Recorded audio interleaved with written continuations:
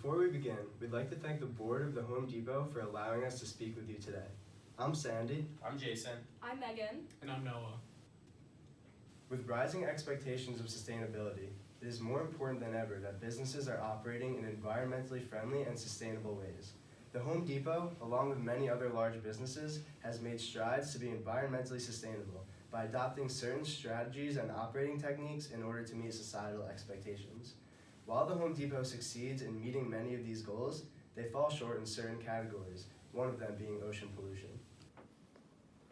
First, it is important to clarify what sustainability actually is. There's often a lot of confusion surrounding the real meaning of this word. In a broad sense, sustainability is the ability to match today's needs and goals without compromising opportunities of the future. Also, we think it is important to understand that the concept of sustainability can be applied to a business model as it is an additional way to create stakeholder value. Specifically, as it relates to this presentation, it consists of developing business strategies and practices that will benefit your company and short-term goals today without compromising the future of your business or the future of our environment. Okay. The United Nations has 17 goals for sustainable development. On their website, they describe their mission and what they seek to achieve with these goals, which is to address global challenges we face, including those such as poverty, inequality, climate, environmental degradation, prosperity, and peace and justice. Today we are focused specifically on Goal 14, Life Below Water. This goal is to conserve and sustainably use the world's oceans, seas, and marine resources to keep the ocean safe and pollution-free.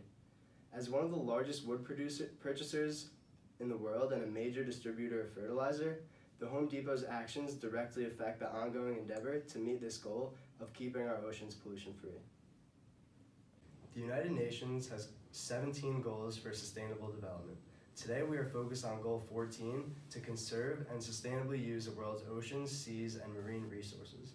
As one of the largest wood purchasers in the world and a major distributor of fertilizer, the Home Depot's actions directly affect the ongoing endeavor to meet this goal.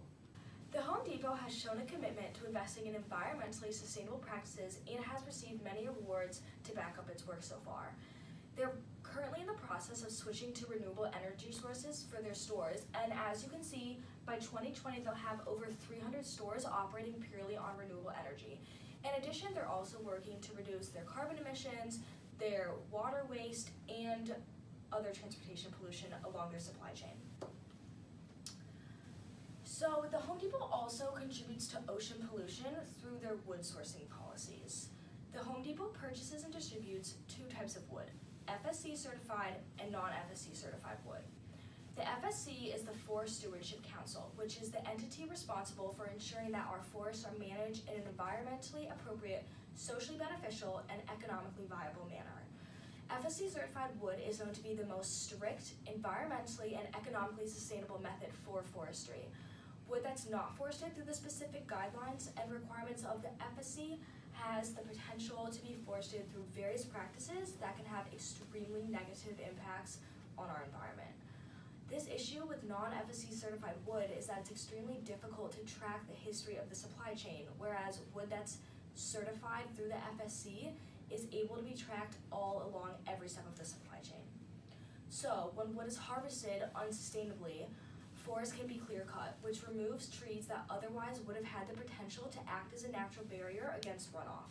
This runoff can be agricultural runoff containing fertilizer, which ends up in our waterways. This fertilizer in the waterways contains unnatural amounts of nitrogen and phosphorus, which when ended up in the ocean creates algal blooms, which then die, sink to the bottom of the ocean, and with it taking out all the oxygen around it in the ecosystem. Once this oxygen is removed, it creates a dead zone, which means that no marine life can exist in that ecosystem, which is obviously harmful for the environment. These dead zones, one of the most prominent ones known is in the Gulf of Mexico, which you can see in this photo here, which spans over 8,000 miles. Currently, the Home Depot claims they are the largest distributor of FSC certified wood, but given the fact that they are the largest retailer for home improvement, they are responsible for setting the bar high and thus should take strides to exclusively purchase FSC certified wood. Additionally, the Home Depot cites that their suppliers follow our rules, but that doesn't necessarily mean they're following broader regulations and taking meaningful strides towards sustainable goals. It's important to talk about the many stakeholders that are affected by the Home Depot's environmental practices, but we believe the two groups most salient to the issue are customers and environmentally focused non-government organizations, also known as NGOs. There's a large and growing segment of customers who care that companies act in an environmentally responsible manner. This group is often characterized by younger generations as society continues to place a greater emphasis on reducing human impact on the earth, especially in our oceans. In a Yale discussion regarding the impact of green marketing, a divide is created in the segment between those who will only purchase green products regardless of the cost, and those who want to be green but need to receive relative value for the price. Either way, these customers can put pressure on the Home Depot by leveraging their economic power, by going to competitors, or even boycotting the firm. Another stakeholder group that can pressure the Home Depot are NGOs, and more specifically, the environmentally dedicated group Oceana, which share interests with customers in sustainability and corporate social responsibility. Oceana is dedicated to protecting and restoring the world's oceans on a global scale through directing policy-oriented and science-driven campaigns.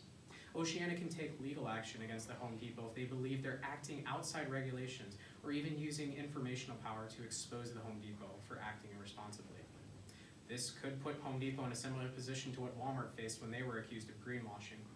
NGOs exposed Walmart through the media, and as a result, some customers chose not to shop at Walmart. This example demonstrates the power that non-government organizations can have in exposing companies and tarnishing their reputation and brand name. Customers in Oceana are very closely aligned as it relates to their interests, so if NGOs expose Home Depot for unsustainable environmental practices, they can bring awareness to customers and to the public eye. This coalition has the potential to be extremely powerful as it takes the heart of any business operation, the customers, and connects them with the passionate individuals with the resources, knowledge, and experience to create change, the NGOs. So should you be concerned about any of these stakeholder groups, and are you completely transparent? Well, not exactly. The Home Depot marks some, but not all of their products with FSC certified labels, making it difficult to judge whether their new purchasing policies have actually produced any significant improvements over time with sustainable forestry practices. The company is still sourcing wood from the Amazon and Congo basins, and although some of the wood is FSC certified, they still receive wood from sensitive areas like Southeast Asia, where none of the wood is FSC certified. Luckily, there are many ways the Home Depot can take steps towards further transparency and especially avoid the risk of being labeled as greenwashing.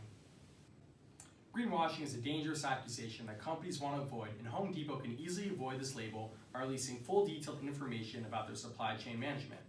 Home Depot must ensure that all the wood they purchase is FSC certified, which will reduce the amount of timber being forested, an action that will significantly help the reputation and legitimacy, as well as reduce waste. Additionally, it is important that Home Depot continues to lead the industry in sustainability by not just doing what is perceived as sustainable, but by investing in new forestry practices that push the limits of innovation and go beyond FSC certification regulations. This business strategy can help in finding new ways to cut costs in tomorrow's business world. If this simply isn't possible given demand for wood, the Home Depot must provide detailed descriptions of exactly where all their wood comes from and the explicit percentage of purchased timber that is FSC certified, just as their main competitor, Lowe's, does. It is also imperative that they eliminate all wood sourcing from sensitive areas they're currently operating in, like the Amazon basis and throughout the Southeast Asia, regardless of if that timber is FSC certified or not. FSC certified wood products are no more costly than non-FSC certified wood products, meaning if Home Depot ensures all their purchased wood carries an FSC label, this can satisfy the customer interest of purchasing sustainable products for a fair price. Additionally, NGOs are satisfied as they share the concern that business operates sustainably and are alleviated. This falls directly in line with the customers, and thus the two groups are less likely to form a coalition against the Home Depot. The Home Depot needs to ensure that all their wood purchases are FSC certified to eliminate any potential for purchasing wood that was harvested using clear-cutting methods. Thus, they won't be able to contribute to these catastrophic dead zones caused by agricultural runoff, and will help to promote the overall initiative of the United Nations Goal 14. To be clear, we don't believe that Home Depot intentionally isn't trying to greenwash or engage in practices that are detrimental to the environment. We do believe, however, that Home Depot is not a perfect company, instills a few areas to improve in. Amongst these are wood sourcing policies. A large portion of Home Depot's success over the last few decades can be attributed to their willingness to adapt and change before everyone else realizes change was necessary. In order to be successful today and in the future, Home Depot must constantly change and find new ways to create stakeholder value. Becoming more environmentally sustainable is the next step in Home Depot's evolutionary path, remaining as the leaders and best in the home improvement industry. We'd like to thank you so much for listening to our presentation today. We hope that you find our work meaningful and that you'll take some of these things into consideration when trying to make Home Depot a better company. Happy holidays from the Michigan community, and go blue. Thank you.